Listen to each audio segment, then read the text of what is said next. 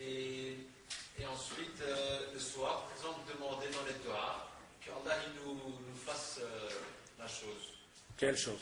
Qu'on a demandé la consultation. Et ils n'ont rien compris alors. Alors, la prière de consultation, la prière donc de l'istikhara,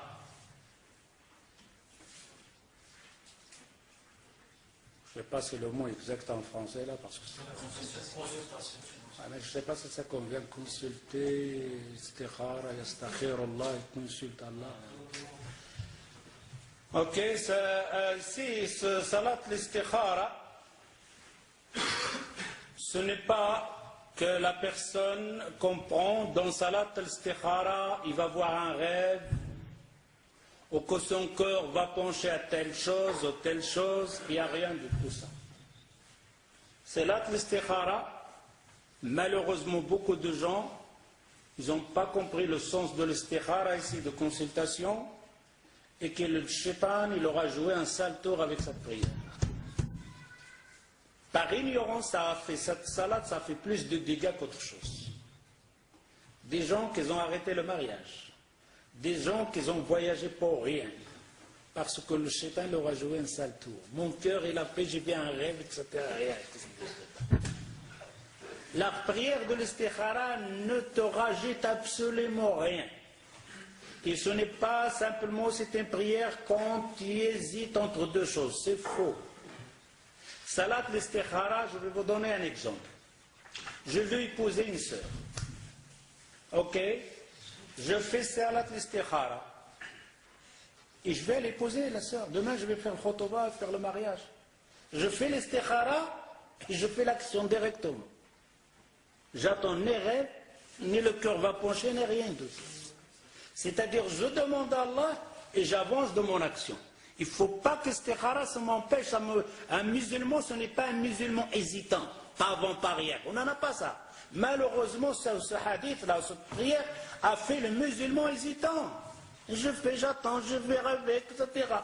Et alors il fait, non, un musulman, il regarde, halal, muhabba, il a fait salat l'istikhara, il a consulté les gens qui ont de l'expérience, khalas, avance.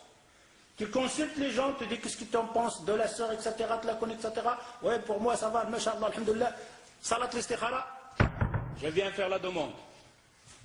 Et tu laisses le reste à Allah Azza wa Jal. Si Allah Azza wa Jal, il voit dans ton dua, etc., que celle-là, il va faire un sabab, si tu ne paries pas, khalas. Il y aura un empêchement. Ok, on ne va pas ramener le sabab le plus grand, il va crever, il va mourir. On va dire que peut-être, il va te dire non, tu ne me plais pas, j'ai changé d'avis, khalas. Ok? Mais il n'y a pas. Et il n'y a pas que, soit tu demandes à Allah, d'ailleurs dans le dua, oh Allah, si cette chose elle est bien pour moi dans ce bas monde et au-delà, ben facilite la chose. Et si c'est bien, donne-moi quelque chose d'autre, éloigne-moi. Et alors tu vas faire cette action. Tu vas vers cette sœur-là, n'attends rien. Te demande ikhlas, ikhlas. Appartient à Allah Azza wa Jal. Si je veux finir ce mariage, il le finit. S'il veut te l'arrêter, l'arrêter. Khalas. La même chose, je veux ouvrir un magasin. Donc, Red Bravo, je vais faire un magasin. Khalas. Je demande aux gens qui ont d'expérience, qu'est-ce que vous en pensez, la situation, etc.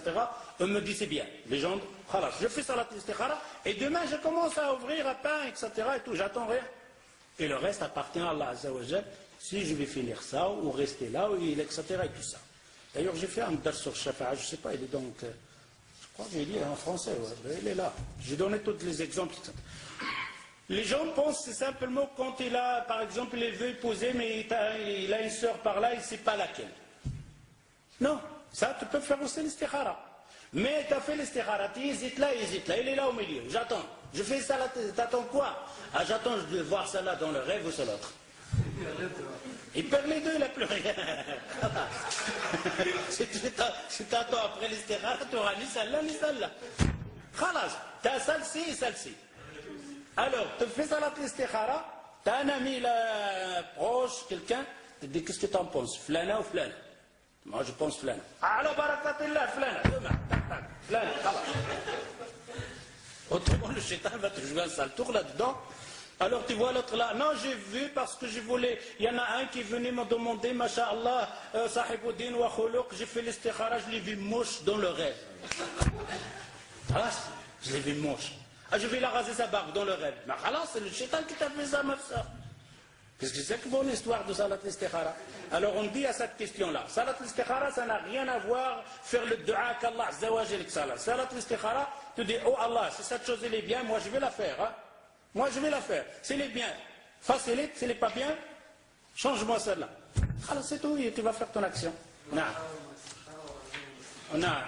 L'istikhara, istashar ma'an nas, comme c'est intelligent, ça va. Qu'est-ce que tu en penses? Consulter les gens, pas de problème.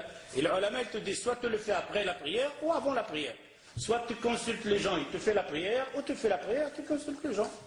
Et après, tu vas faire la question. Ne reste pas